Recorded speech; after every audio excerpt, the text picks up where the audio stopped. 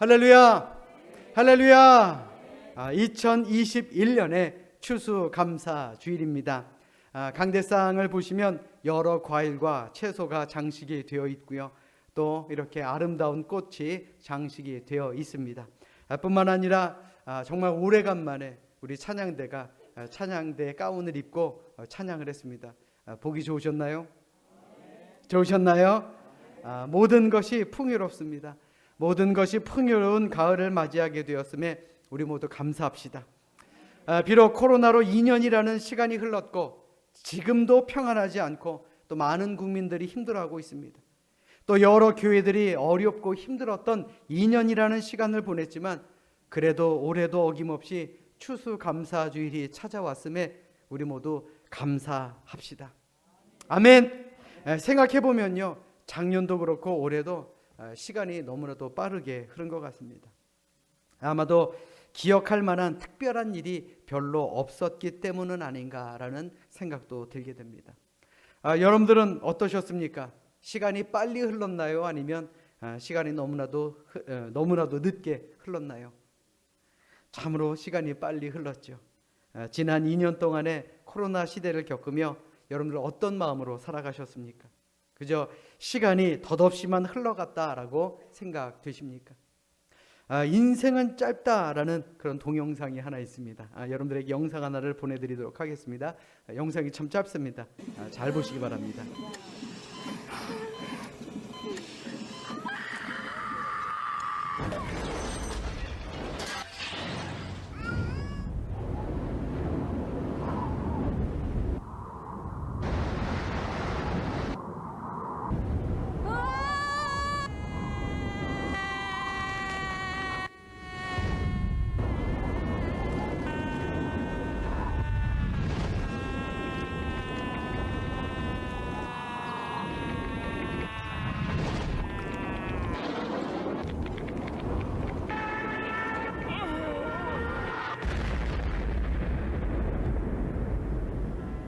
Life is short. 인생은 짧다입니다. 재밌는 영상이라고 생각할 수도 있겠지만 오늘을 사는 우리의 모습이 과연 이런 모습은 아닌가라는 생각이 듭니다. 너무나도 빠르게 지나가는 허무한 인생, 그것이 우리가 살아가고 있는 인생 아닙니까? 지난 2년 동안의 삶을 생각해 보면 너무나도 빠르게 흘렀죠. 그런데 그렇지 않게 보내는 방법도 있습니다. 그 방법이 뭐냐? 바로 작은 일 하나하나마다 감사하며 사는 것입니다. 데살로니가전서 5장 18절에 뭐라고 말씀하고 있습니까? 범사에 감사하라. 범사에 감사하라라는 말입니다. 범사라는 말이 무슨 말입니까? 모든 일, 보통의 일, 평범한 일, 그 안에서도 우리는 감사하며 살아야 된다라는 말입니다. 자, 우리 스스로에게 한번 물어봅시다. 여러분들 모두 범사에 감사하며 살아가고 있습니까? 왜 아멘이래요? 자, 그렇게 살아가고 계십니까? 추수감사절을 맞았기 때문에 감사한 거다라고 생각할 것이 아니고요, 감사하는 삶을 살아왔기 때문에 추수감사절을 맞이했다라고 생각한다면 우리의 삶에 더욱 기쁘고 감사할 일들만 가득하게 될 줄로 믿습니다. 아멘. 자, 우리 옆에 있는 분들과 이렇게 인사합니다. 매일매일 감사하며 삽시다. 자, 우리가 천국 백성이 되었죠. 자, 우리 옆에 있는 분들과 다시 한번 인사합니다. 천국 백성 되었으니 더욱 감사합시다. 그래, 우리 모두가 천국 백성 되었습니다. 우리 모두는 천국 가는 사람들입니다. 그러므로 모든 일, 보통의 일, 평범한 일에도 감사하셔서 우리 짧은 인생 기쁨으로 살아가는 우리 모두가 되시기를 주님의 이름으로 축원합니다. 자, 우리 이 시간 성경을 높이 들고 우리의 믿음을 고백합시다. 자, 우리 성경을 높이 듭니다. 저는 예수 믿어 구원받았습니다. 저는 예수 믿어 하나님 자녀 되었습니다. 저는 예수 믿어 천국 백성 되었습니다. 하나님께서 선물로 주신 오늘 하나님 말씀으로 가르침을 받습니다. 눈을 열어 죄의 법 안에 있는 놀라운 진리를 보고 깨닫게 하소서. 아멘으로 순종하여 하나님께 영광 돌리는 삶이 되게 하소서. 아멘. 그런 삶을 사시기를 주님의 이름으로 축원합니다. 농부가 이른 봄에 밭에 씨를 뿌리고 그리고 논에 모를 심는 것은 가을에 추수할 것을 기대하기 때문에 그렇습니다. 그런데 모든 일이 기대한 대로 되는 것이 아닌 것처럼 농사 역시도 언제나 기대한 것처럼 되는 것은 아닙니다. 때로는 가뭄이 들어서 지금까지 수고했던 모든 농사를 망칠 때도 있고요. 또 갑자기 몰아닥친 태풍이나 홍수 때문에도 농사를 망치기도 합니다. 바다도 마찬가지죠. 어부도 마찬가지입니다. 어부가 거친 바다를 향해 출항할 때는요, 만선의 꿈을 가지고 출항합니다. 그러나 바다에 나간 배가 항상 가득 찬 만선이 되어 돌아오는 것은 아닙니다. 때로는 빈 배를 끌고 들어와야 할 때도 있습니다. 이는 사업을 하는 분들도 마찬가지입니다. 모든 일이 우리가 기대한 것처럼 잘 된다라는 보장이 과연 어디에 있겠습니까? 특별히 요즘처럼 코로나의 여파로 경기가 어려워지면 과연 우리가 무엇을 한들 잘 된다라는 보장이 있겠느냐라는 말입니다. 이와 마찬가지로 그 옛날 이스라엘 백성들도요, 가나안 땅에 정착하며 살면서 그들은 항상 장밋빛 꿈을 안고 살아갔던 사람들입니다. 조상 아브라함, 이삭, 야곱에게 허락하신 이 땅, 이 가나안 땅에서 우리가 천년만년 살 것이다 라는 핑크빛 그런 꿈을 꾼 사람들이 바로 이스라엘 백성들이었습니다. 더구나 그들에게는 솔로몬이 지어놓은 아름다운 성전이 있는 바로 이곳, 이 예루살렘은 하나님이 결코 버리지 않는 그러한 곳이 될 거다라는 믿음을 가지고 있었습니다. 그런데 모든 것이 뜻대로 안 되죠.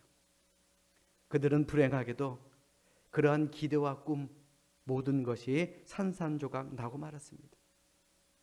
나라가 둘로 갈리고 북이스라엘은 아수르에 의해서 멸망당하고 예루살렘을 갖고 있던 남유다 역시 바벨론에 의해 처참하게 파괴되고 말합니다. 그들이 그렇게도 아끼고 자랑스럽게 생각했던 예루살렘 성전도요, 바벨론의 군대에 의해 처절하게 짓밟히게 되고 성전에서 제사를 드릴 때 쓰던 모든 성물들은 다 빼앗기게 됩니다. 성전은 자취조차 찾아볼 수 없을 정도로 모든 것이 다 파괴되고 말았습니다. 오늘 우리가 읽은 구약성경 미가 선지자의 말씀은 남유다가 바벨론에 의해 이렇게 처참하게 파멸되기 바로 직전 나라의 멸망을 예견하고 있던 선지자 미가가 멸망의 위기 앞에서 빨리 하나님께로 돌아오라 라고 촉구하는 말씀을 기록해 놓은 성경입니다. 유다가 멸망하게 된 이유가 무엇입니까? 유다가 멸망하게 된 이유는요, 오직 하나입니다. 바로 그들이 하나님을 떠나 있었다라는 말입니다. 잘 들으세요. 하나님을 떠난 민족은요, 망할 수밖에 없습니다.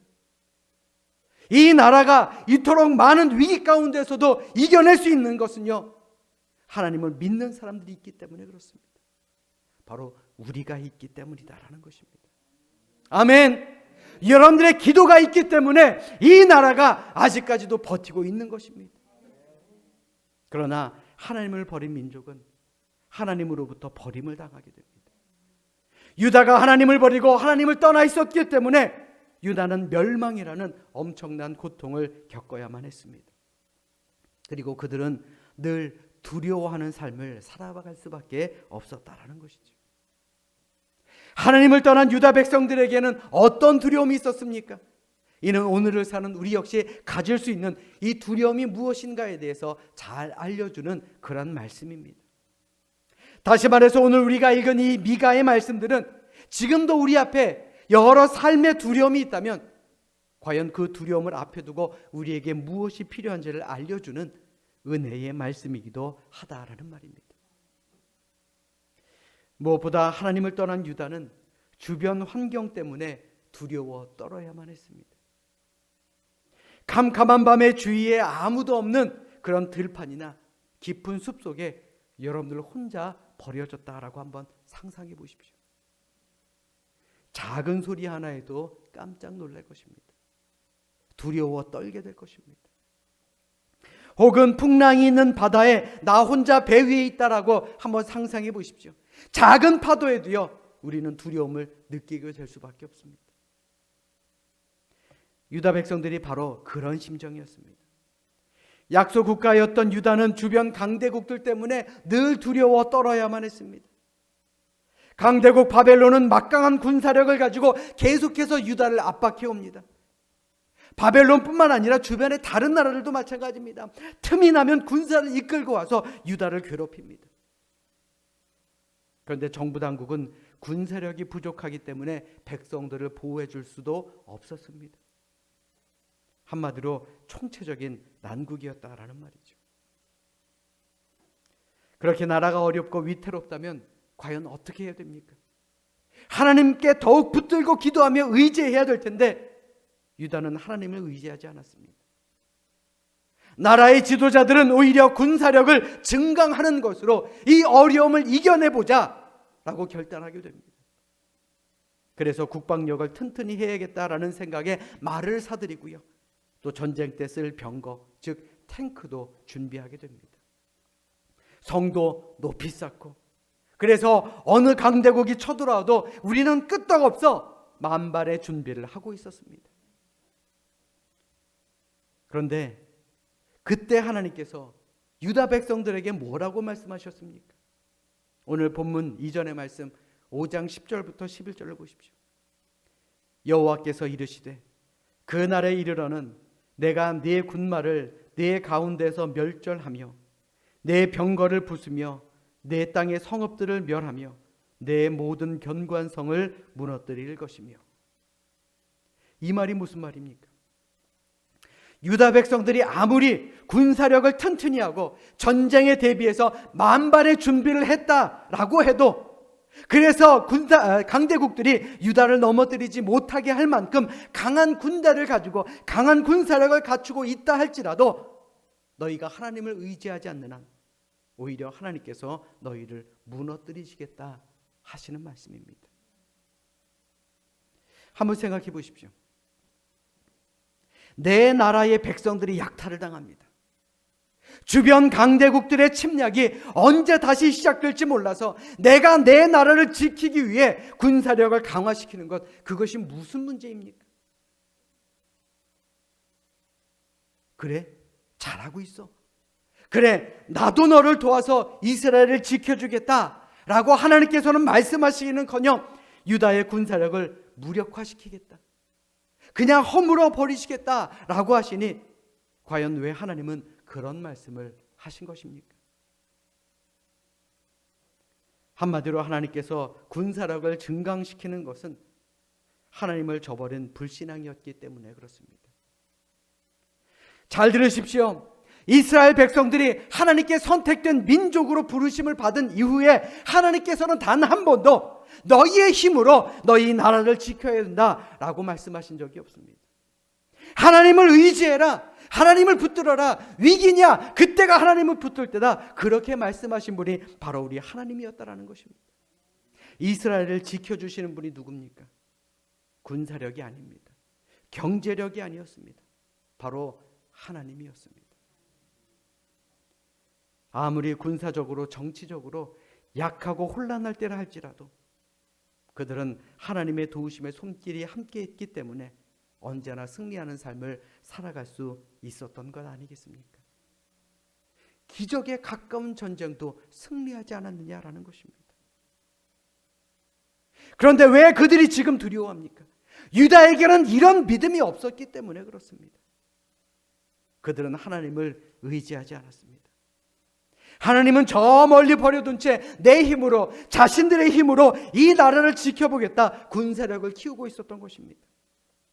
그런데 만일 그들의 힘이 막강해져서 자기들 힘으로 강대국과 싸워 이긴다면 그들의 마음이 어떻겠습니까? 하나님 필요 없어. 하나님은 우리를 안 도와주셔도 돼. 하나님, 내가 하겠습니다. 하나님을 더 멀리하게 될 것이고 오히려 교만과 또한 오만에 빠지게 될 것이기 때문에 하나님께서는 그들에게 그런 말씀을 하신 것입니다. 내가 무너뜨리겠다. 사랑하는 여러분, 하나님은 우리가 하나님 안에서 강하고 담대해지기를 원하십니다. 하나님 안에서요. 하나님 안에서 우리의 삶에 늘 승리가 있기를 원하시는 분이 우리 하나님입니다. 그렇기 때문에 우리가 하나님을 떠나서 강해지는 것은 원하지 않으시는 분입니다. 우리가 하나님을 떠나 살면 하나님께서는 때로 우리가 더 교만해지지 않게 하시려고 우리의 힘을 꺾기도 하십니다. 잘 나가던 우리의 삶에 실패라는 채찍을 내려치시기도 하시고요. 우리의 인생에 커다란 장애물을 두셔서 우리로 하여금 곤고함을 당하게 하시는 분이 우리 하나님이다라는 것, 우리는 이것을 늘 기억하며 살아야 할 것입니다. 그런데 반대로요, 아무리 불안하고 어려움이 많은 삶을 산다 할지라도 우리가 하나님만을 의지하고 하나님의 도우심을 구하고 하나님의 도우심을 위해 기도하면 우리 앞에 놓여 있는 모든 어려움과 걱정, 이러한 모든 것들은 아무것도 아닌 것이 됩니다. 하나님께 맡기십시오. 그리고 하나님의 눈으로 바라보십시오. 우리 인간의 눈으로는 엄청나게 큰 난관이었던 것이 우리가 하나님의 눈으로 보면요, 아무것도 아닌 것으로 보여지게 됩니다. 거기에 위대한 신앙, 신앙의 위대한 힘이 숨겨져 있는 것입니다. 믿으시면 아멘. 아멘. 그러므로 우리의 주변 상황이 우리를 힘겹고 어렵고 두렵게 만든다 할지라도 위기일 때일수록 더욱더 하나님을 붙들고 살아가시기를 주님의 이름으로 간절히 부탁드립니다. 우리가 하나님을 전적으로 의지하면 하나님께서 우리를 지켜주십니다. 믿으시면 아멘. 그러므로 이 추수감사주일에 더욱 크신 하나님의 은혜만을 생각하시고 우리가 하나님과 함께 하심에 감사하며 사시기를 주님의 이름으로 축원합니다. 두 번째로 유다 백성의 불신앙은 미래에 대한 두려움을 만들고 말았습니다. 내일에 대한 두려움, 미래에 대한 두려움 때문에 하나님을 오히려 멀리하게 되었다라는 것입니다. 미가 5장 12절로 13절의 말씀에 보시면 이렇게 기록되어 있습니다. 내가 또 복수를 내 손에서 끊으리니 내게 다시는 점쟁이가 없게 될 것이며 내가 새긴 우상과 주상을 너희 가운데서 멸절하리니 네가 네 손으로 만든 것을 다시는 섬기지 아니하리라. 하나님이 가장 싫어하는 게 뭡니까? 하나님이 가장 싫어하시는 것이 무엇입니까? 10계명 제 첫 번째 계명이 무엇입니까? 우상 숭배하지 말라는 것. 하나님 외에 다른 것을 섬기지 말라는 것. 그것이 첫 번째 계명 아닙니까? 우상 숭배가 뭡니까? 하나님보다 다른 것을 더 섬기는 것. 그래서 내가 하나님께 도움을 요청하지 않고 오히려 도움을 주지 못하는 헛된 것에 우리의 도움을 구하는 그것. 그것이 바로 우상 숭배 아닙니까? 하나님께서는 그러한 우상 숭배를 가장 싫어하신다라는 말입니다. 요즘 텔레비전에 좀 희한한 프로그램들이 눈에 들어오기 시작합니다. 점치는 사람들이 나와서 연예인들의 점을 보는 그런 프로그램입니다. 참 저는 물론 그리스도인이기 때문에 또 여러분들 모두는 그리스도인이기 때문에 점을 치지는 않겠지만은요. 그래서 아무런 생각 없이 그 프로그램을 가볍게 볼 수도 있겠지만 사실 조금 걱정이 되기도 합니다. 왜요? 우리 자녀들에게 자칫 점을 보는 것이 일반적인 모습으로 비추어질 수 있기 때문에 그렇습니다. 이것이 당연한 것이구나. 이것이 그냥 해도 되는 것이구나. 그렇게 비춰질까 봐 사실 좀 걱정이 됩니다. 그런데 내용을 보셨습니까? 그렇게 점을 치면 연예인들이 뭐라고 말합니까? 맞아요, 맞아요. 그러지 않습니까? 특별한 내용도 없습니다. 사실 세상 모든 사람들이 다 아는 연예인이니 저들의 성격을 맞추고 저들의 취향을 맞추는 게 뭐 그리 어려운 일입니까? 점쟁이까지 불러서 그런 프로그램을 만드는 것 참으로 마음이 아픕니다. 그런데 더 마음 아픈 것이 무엇인지 아십니까? 그곳에 나오는 사람 가운데 그리스도인이 있다라는 것입니다. 이 모든 것 미래에 대한 두려움 때문 아닙니까? 내 앞길에 대한 두려움 때문에 우리가 점쟁이를 찾는 것 아니겠느냐라는 것입니다. 마찬가지로 미가 선지자 시대의 유대 백성들도 이러한 미래에 대한 두려움이 있었습니다. 당연하죠. 하나님을 버리고 하나님께 기도하지 않으니 두려움이 생기는 것 당연하지 않겠습니까? 그래서 그들은 점쟁이를 찾아가서 내일에 대한 문제를 해결받고자 했던 것입니다. 그런데 하나님 말씀의 특징은 이러합니다. 죄를 지으면 반드시 그 죄에 대해서 책망하고 추궁하십니다. 그래서 하나님의 백성들이 잘못된 길로 가지 않도록 하나님께서는 바로잡으시는 분입니다. 그렇기 때문에 죄를 지었을 때는 책망하고요, 책망해도 깨닫지 못하면 채찍질을 하시고요, 채찍질을 해도 깨닫지 못하면 주신 것을 빼앗아 가시면서까지도 우리를 바른 길로 인도하시는 분이 우리 하나님이다라는 것입니다. 그런데 우상은 어떻습니까? 우상은요, 사람에게 책임을 묻지 않습니다. 그걸 요즘 말로 뭐라고 이야기하느냐? 힐링이라고 이야기합니다. 네 잘못이 아니야. 세상이 잘못이야. 네가 잘못한 것 없어. 너의 잘못은 없어. 잘 될 거야. 언제나 미래의 축복만을 말합니다. 하나님의 말씀은 인간의 미래는 오직 하나님의 손에 달려있기 때문에 하나님의 뜻에 순종해야 된다라고 가르치지만요, 우상은 현재에는 아무런 문제가 없다라고 우리를 현혹합니다. 오늘의 시대뿐만이 아닙니다. 그 옛날 유다가 곧 멸망의 위기 앞에 놓여 있을 때에도 우상 숭배하는 거짓 선지자들은 뭐라고 말했느냐? 너희는 평안하다, 평안하다, 그렇게 외친 것입니다. 이 얼마나 안타까운 소리입니까? 그러니 자연히 잔소리하는 하나님을 떠나서 축복만을 약속해주는 우상을 좋아하기 시작하게 된 것입니다. 결국 이러한 죄의 문제로 인해 이스라엘은 어떻게 됩니까? 남북이 갈리게 되고, 그리고 모두 다 멸망의 길을 걸을 수밖에 없지 않았습니까? 사랑 여러분, 내일이 두려우십니까? 내일에 대한 두려움이 있습니까? 저도 때로는 내일이 두렵기도 합니다. 내일이 안 왔으면 좋겠다라고 생각이 될 때도 있습니다. 그런데 한번 생각을 바꿔봅시다. 우리가 정말 하나님 안에 있다면 과연 내일이 두렵겠느냐라는 것입니다. 내일이 왜 두렵습니까? 내가 하나님을 떠나 있기 때문 아닙니까? 하나님의 약속을 굳게 믿는 그 신앙 안에 머물러 사는 사람은요, 아무리 어려운 때라 할지라도 미래를 두려워하지 않습니다. 왜요? 우리의 삶이 하나님의 손 안에 있으니 우리가 무엇이 두렵고 무엇이 불안하겠느냐라는 말입니다. 오늘의 삶을 걱정하고 내일에 대한 두려움으로 살아가는 우리에게 성경은 이렇게 말합니다. 빌립보서 4장 6절로 7절의 말씀입니다.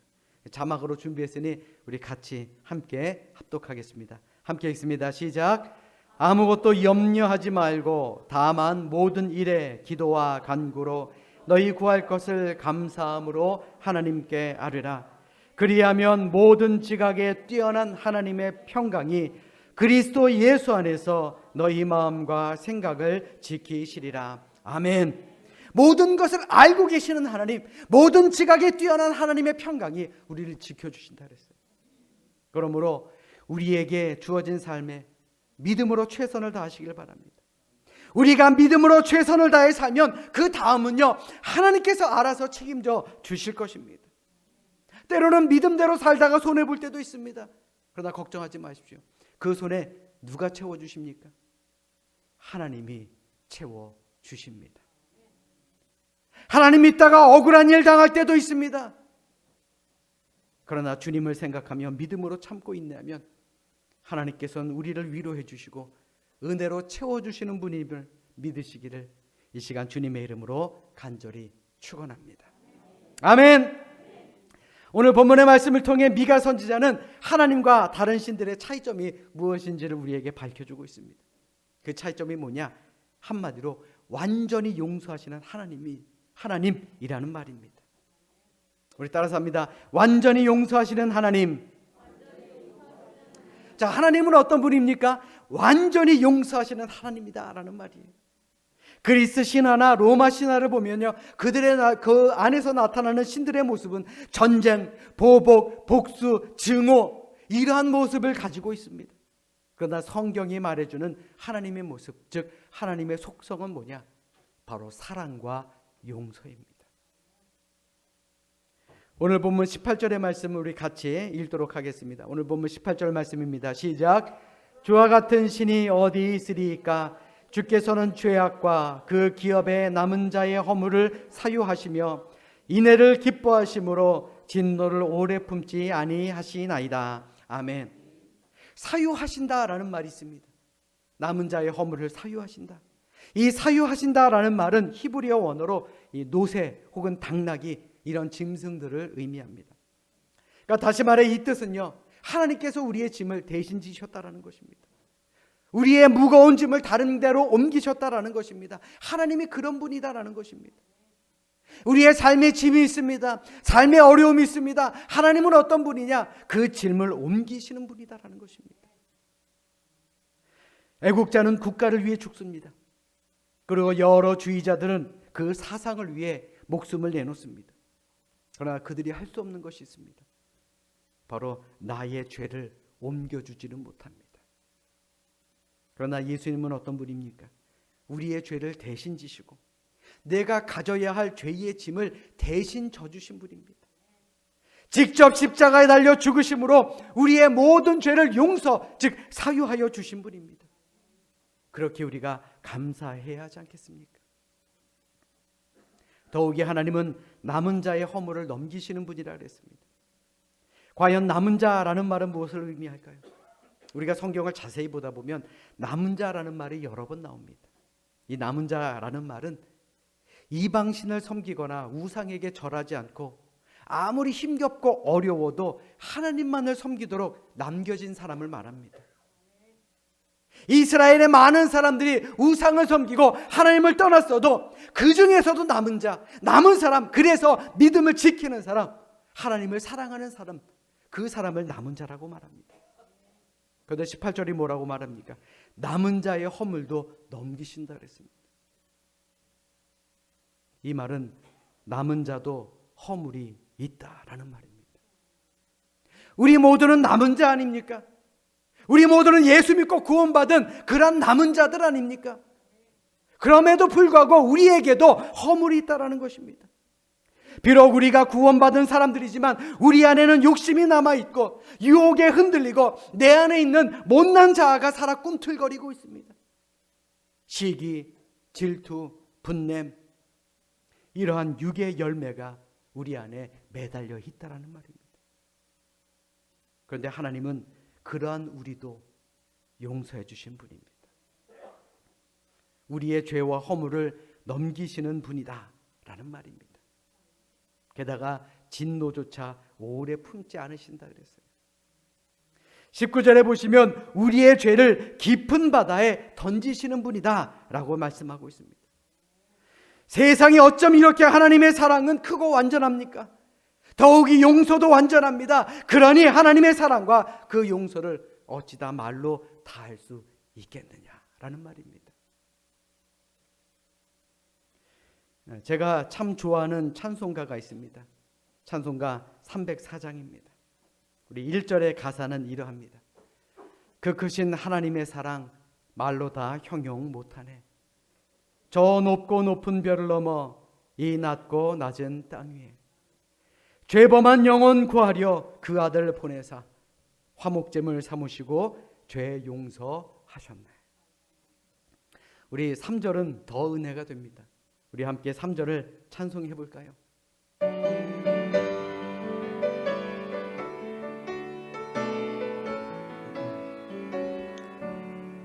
하늘을 두루마리 삼고 바다를 먹물 삼아도 한없는 하나님의 사랑 다 기록할 수 없겠네.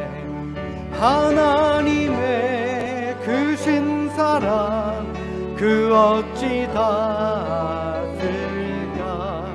저 하늘 높이 쌓아도 채우지 못하리.